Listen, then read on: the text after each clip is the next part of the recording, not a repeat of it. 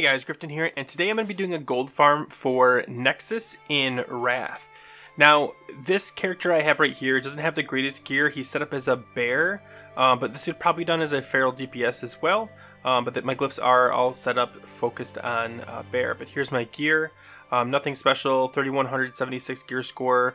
Mostly blues, a couple purples here and there. I can get into most heroics, which is good. I'm not really raid ready. Just to kind of give you an idea of where I fall in the spectrum of gear. So if you're just getting a fresh 80 and you want to try this out, you could probably do it pretty well. If you're fully tier geared, you could easily do this, and it might not be the right farm for you because it's almost too easy. So the concept of this farm is similar to the Ickis farm, where you're going to kill the bosses and disenchant items. Now, this is a regular low level non-heroic, so you're only going to get the small dream shards, but for every 3 small dream shards you can then turn them into 1 dream shard. They go from anywhere from 70 to 150 gold. In early days that might be more, but just to give you an idea of how much gold this can make, you get 5 small dream shards per run. We're going to kill all 4 bosses, and yeah, so that's about 1 2/3 of a dream shard, so you're talking maybe 200 gold, a little less. So the Maguses can see you in stealth, so keep an eye out for that. And this particular guy cannot. If he can see you in retail or in classic, he's pretty easy to kill, not a big deal. So we're going to go ahead and do this in the order that most people run this dungeon, which is you're going to kill the mage boss, then you're going to kill the elemental boss, then the rock boss, we'll call him, and then finally Aristraza in the middle. Now, because you're a level 80 and this is a level 69 to 70 instance, you can get pretty close to these mobs without having to worry about being knocked out of stealth, though you can get knocked out of stealth. So the boss we're coming up to here doesn't actually exist. He is a heroic only boss. Now, they have a placeholder called an Alliance Commander here, which you can kill if you really want to for some reason. But honestly, you can just ignore this guy altogether, kill the clerics first, then kill the boss. But honestly, because it's non-heroic, there's really no point. He doesn't drop anything that I'm aware of. I killed him a couple times. I didn't see anything drop. Now this pat can be accidentally pulled when you're doing these trash. They pat all the way up to the circle I'm going to show up ahead. Now the trash we're going to pull, so that's the circle where they're going to pat you. The trash we're going to pull, you can skip if you want to. It makes it a lot harder to skip though, or to do it without killing them, because you have to watch, she'll throw you and you don't want to accidentally land on top of them. So the easier solution is to just kill them. We're always going to focus the initiates first, or at least that's what I always do. It doesn't really matter, they die pretty easily. Get them clustered up and then AoE them down. So let's just go ahead and kill them. So the pat is right there. We're going to just wait a second, just so we don't accidentally pull. We won't personally accidentally pull. It's if one of the mobs gets too close to a chain pull. So let's go ahead and do the pull.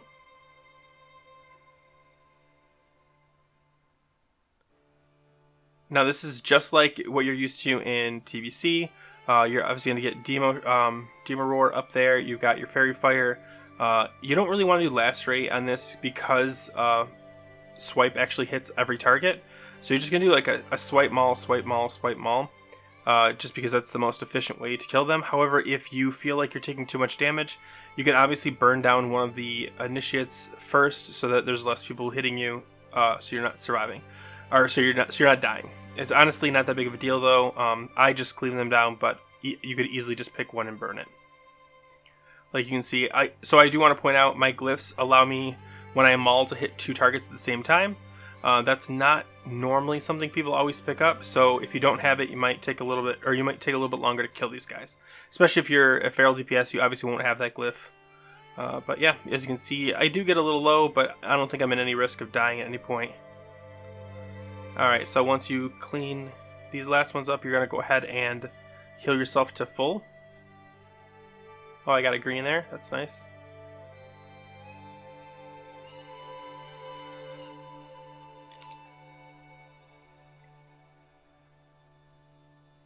Now, anytime you're doing a pull where you want to reduce the amount of damage, you always want to start with a bark skin. I do an enraged bark skin combo for every beginning pull. It works really well because you get the extra damage from enrage in your talent tree if you have it, and then the bark skin kind of evens it out by taking the damage. But you can pop bark skin every minute, and then you also have, if you picked it up, survival instinct, which is great if you're getting low. Anytime in this fight where you feel like you might die, you can always just pop out and heal as long as you bark skin first. The damage isn't going to be crazily reduced because you're in caster form or in bear form, but I mean there will be a reduction in bear form, but not enough. It's all spell damage, so anytime you want to pop out, as long as you've got bark skin up, just top yourself off. I try to push it to like the limit. Sometimes I use health pots, sometimes I don't. You don't really need it if you can do the charge right, and I'll explain that when we get to it. Alright, so here we go. So she does all 3 types of damage: fire, frost, and arcane. Not much really you can do about it. You can run out of these fire bombs if you want to, but the amount of damage you lose when not in melee kind of deters that. So you really just want to soak it up. Okay, so this is the annoying thing that she does. She's going to throw you around the room. Now, if you time this right, before you land, you can charge back and don't take any fall damage. So it's honestly going to be like your biggest damage you take is fall damage. So as long as you can hold off on charging until you're about to fall. Sometimes I hit it early because I see like I hit it right there because I thought I was going to hit the ground. But honestly, yeah, like you're probably going to take fall damage no matter what you do. But if you can avoid it, avoid it. Now she's going to stay in her regular caster form until 50%. So I'm about to hit 50 here. So let's see if I'm about to push it over right here. And then she's going to split into 3 forms. One is going to be fire, one's going to be frost, and one's going to be arcane. I always kill the fire one first because it does the most damage to you. The arcane is annoying if you're casting because it can, if you're out of bear form, it'll turn you into a critter. If you are casting, it can interrupt you. The frost mage really just does a blizzard and like a single target that doesn't hit that hard. So honestly, like the frost mage is something I just wait till the very end. Sorry about the turnaround. There's like a bug that when you look the wrong way.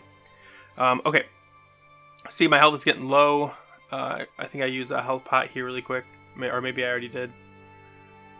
And then as soon as this guy's dead, I just pop out and heal myself. Because the only thing I have to really worry about is this, the arcane one turning me into an animal or interrupting me. And she obviously turns me into an animal. Not a big deal. I got the heals off I needed.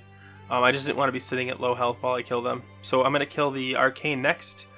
Just because the blizzard doesn't do much to you. Like as far as damage goes, where the arcane can interrupt you and turn you into a critter. So if you want to, like before you go into the third phase or the back to first phase, you can get this last mage low and then just take the time, heal yourself up. You should have plenty of mana at this point because you get mana back when you do damage. And just get yourself ready for phase 1 or the rinse and repeat section. So I'm pretty full. I go ahead and kill this guy. There you go. And now we're going to fight her again. Same exact thing. She's going to do fire, frost, and throw you around the room.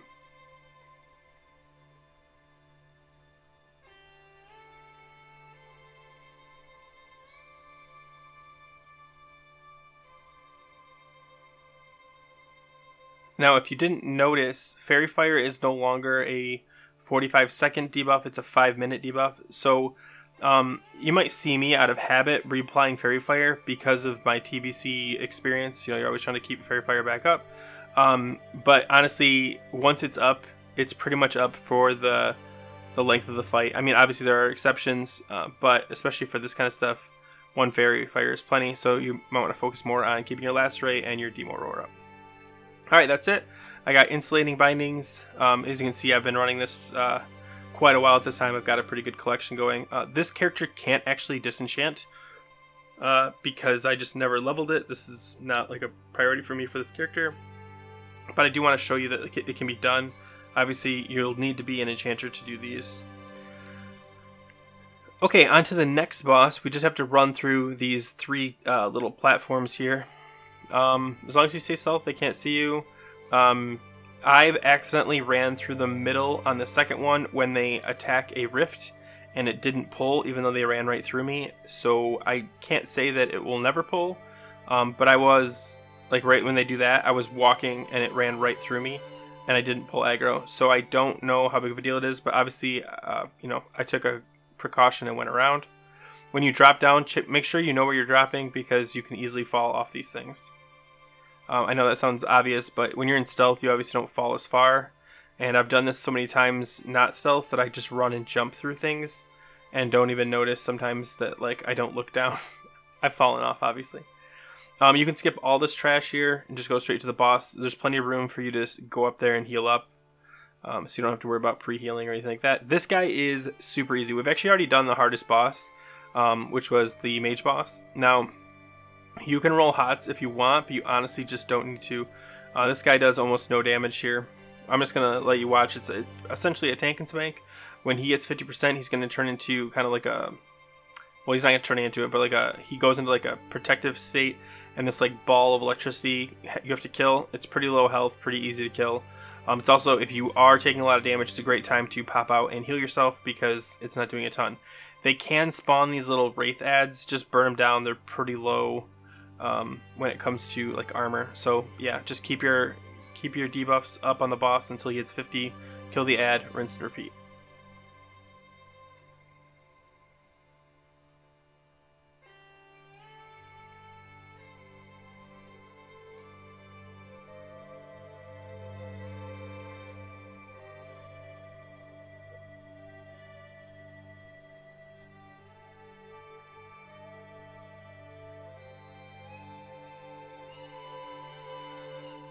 Okay, so this is the phase right here I was talking about. Again, just run over to this guy and kill him. He's got 16,724 health. Pretty easy to kill. Should only take a few seconds. Again, this is the time where you want to heal yourself. As you can see, I think my bracers broke. I died a couple times trying some more. I was trying this on heroic to see if I could get any of the bosses down, so I died quite a few times. Doesn't obviously affect anything. I've got some, I think I put some spell power bracers on later just to have the stamina, but really not a hard fight. Again, it's your gear could be like anything at this point.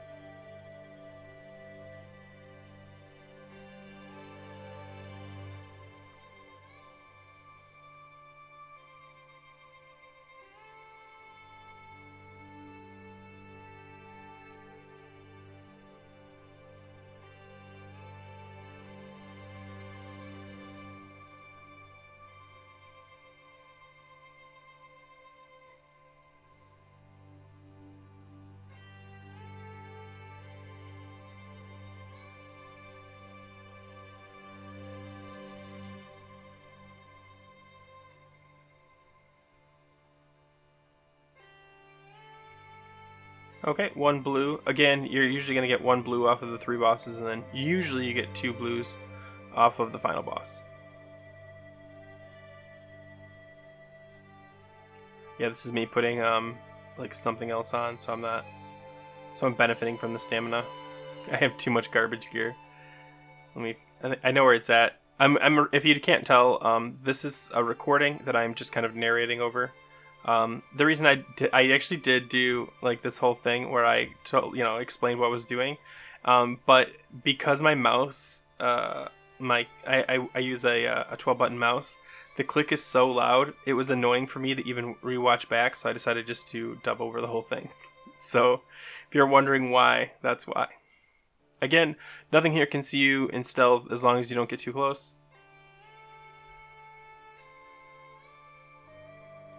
This next boss does have like ads that you have to worry about. You're going to see me position him so that it's not a concern. But pretty much all you have to do is get there without pulling any aggro, and it's a pretty easy fight. There are only 2 mechanics and 1 you can ignore.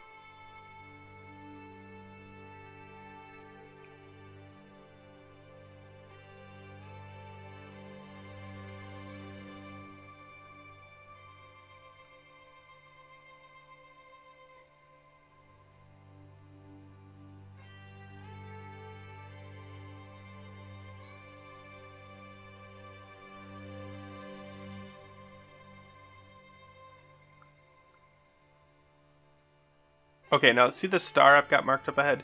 Now this is the pat you have to worry about. This 4-pack right here, they're going to walk into the boss's room, circle the whole room, and then come back out. It's pretty easy to bypass this problem. If you've ever done this boss before, you know that the exit is actually a tunnel to the right, which I'm headed to right now. All you have to do is fight the boss in this tunnel, and you can just ignore the ads. You can kill them if you want, but they are kind of annoying, especially because 2 of them are ranged casters. So I'm just going to heal myself up, pull him into the room. Now the 2 mechanics you have to worry about. One of them is a spell reflection shield, which as a melee you can just ignore, doesn't affect you at all.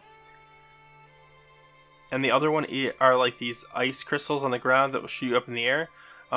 I take a couple of them in this. It's not a big deal. The fall damage is really the only thing.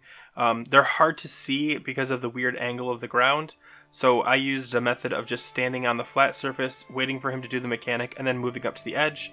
It worked pretty much every time for the most part, except when he can put them randomly up on the edge too. So I can sometimes get knocked up pretty easily. So yeah, it's not. I mean, you'll see me get knocked up. It's not a ton of damage. It's like the fall damage is really the problem. Yeah, so I got hit for 1200. I mean, you'll heal for that much when you get a crit.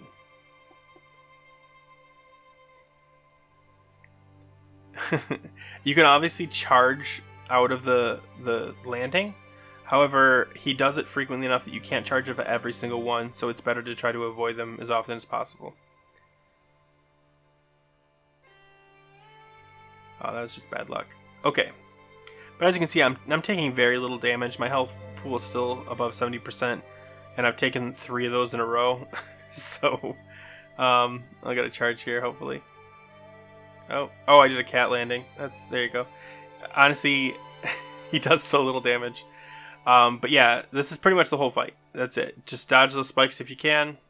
That's it. It'd be easier if it was on a flat surface so you could see all the spikes, but because you're doing it in this room, you just kind of got to guess where it's at. And obviously keep your dots up, keep your debuffs up. I'm doing a poor job of it right now because I'm kind of trying to just learn how to dodge these crystal things. That's like my main priority, is see if there's like a trick to it. I honestly had mixed luck. I don't know, sometimes I dodged it, sometimes I didn't. Oh man, where's that demo roar? There we go.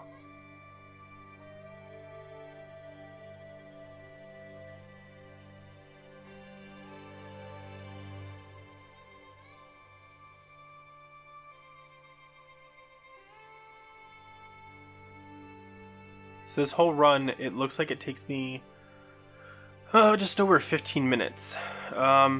So really not that bad. I mean, you can do this, 5 times an hour and probably not lock yourself out. So if you do it 5 times at 5 drops, that's 25. So roughly 8 dream shards at 100. That's 800 gold an hour. When you get into Wrath, you're going to see the 800 gold an hour is still decent. But there's probably some better farms out there. Hopefully I'll find those. I'm going to continue to keep looking for like better farms. But definitely for the enchanters that are used to that world of, running into Icus 5 times, disenchanting, running out. This is going to be very similar feeling where you're just going to do the cycle every day. 800 gold an hour. Yeah. Okay, so we're on the final boss. There is a mob in here. I have chosen to kill him. I'm pretty sure you can get away with not killing him if you really want to. It's honestly not worth it. Just kill him, it'll only take a minute. I think I do it in cat form here because he just doesn't do a lot of damage. But yeah, if you don't kill him, if you're able to pull him without killing him, you're pretty much just having to dodge him the whole time. And is it Alex Straza? Does a kickback, and you might accidentally just run into it, and it's just not worth it.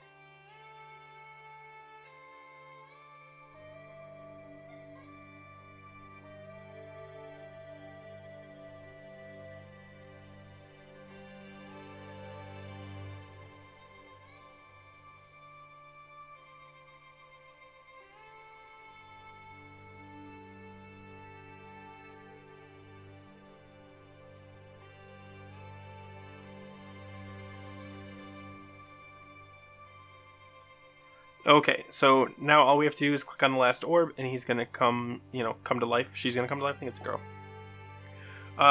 So just make sure you're ready to go. Get your hots rolling. She's not that hard until the very end. So as long as you've got decent health towards the end, because she's gonna enrage, this is a really easy fight. If you don't know the mechanics, essentially you just can't stand still. That's the buff, Intense Cold. It's just going to keep stacking if you stand still. So you can either move around like an idiot like I do, or you can just jump up and down. I used to do the jump up and down thing when I tanked this like a long time ago. I actually like running around. I don't know why. I enjoy it more. Plus, the jumping up and down just like it feels stupid. I think I do it for a second here. But yeah, if you're watching this, it's probably annoying because you're running back and forth, like watching someone run back and forth like an idiot. But like honestly, it's just kind of more fun, especially if you know how to strafe. This is just like me just strafing, like having a good time. Yeah, here's me jumping, I think. Oh, I could have swore I jumped. Oh well. Anyway, as you can see, my health pool is still full. I mean, obviously she still has a large part of her health pool left. But she'll slowly dwindle down. But when she gets towards the end, she does hit hard. Some mechanics she has that you haven't seen yet are she does a kickback. You can just charge back into it if you want to. She also can freeze you in place, just power shift out of it, and you do want to power shift out of it. You don't want to stand still and take that extra damage. And she does a tail whip, but obviously that doesn't really affect you because she's always going to be facing you. She has some fire breath. I mean, yeah, nothing special. So again, she's about to hit 50%. I'm still at 100% health. Oh, there's the kick and the charge. So you do take some decent damage. There's the chain, pop out of it, and keep moving. So when she does the kick, you do take decent damage, so you need to make sure to get your health back up if you can. I don't worry about it because I know I'm going to kill her regardless. But if you see, I'm sitting a little lower than is comfortable at this stage. She's about to hit her enrage phase, and I really should be full health. But again, I'm not too worried. So she's hitting 30. I think it's at 20%.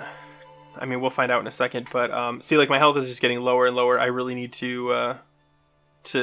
I should be frenzied regenning right now, which I might do in a second, just out of habit.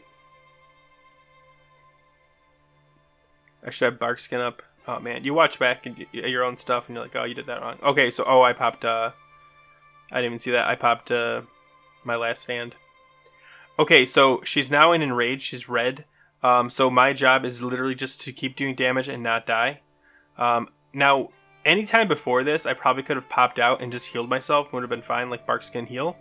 But now I'm a little too low. I have no health pots, I just realized. So I did frenzy regen right there.